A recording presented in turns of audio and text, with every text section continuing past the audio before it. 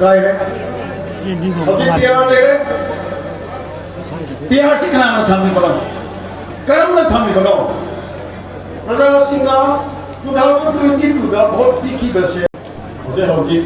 आई मांग द थामी रिवा पास सकलवा अदो माई के हतन से अदो खरा सकलवा आई के अंकल सिंह अदो दी मां सकलबी डॉक्टर सकलबी से Bermopan, doina na.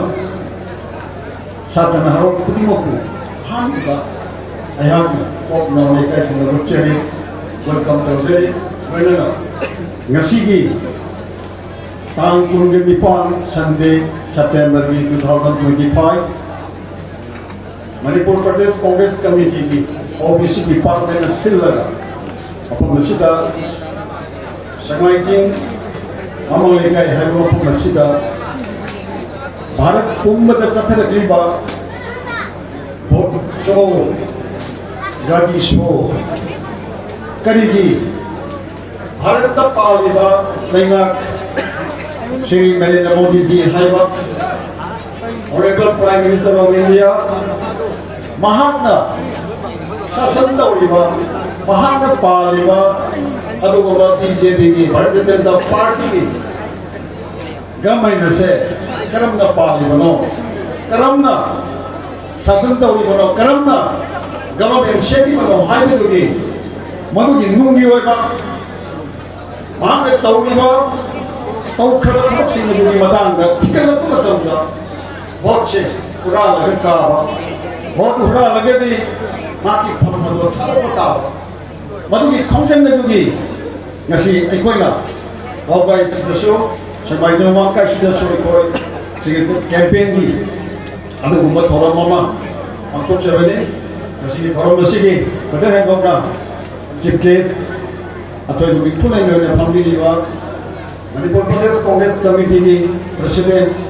mengwai na panjala bara and Yusuf Dasai honorable MLA Manipur Pradesh Congress Committee ki president ya thamoi saina kai khundada ko masul molok muchere loina OBC department gi AICC gi hoje ko national NB ekdom leriba agi honorable respected Shri Saddam Hussein Vice President OBC department AICC kai khundada muchere loina ex-MLA wabai kerana khamana leba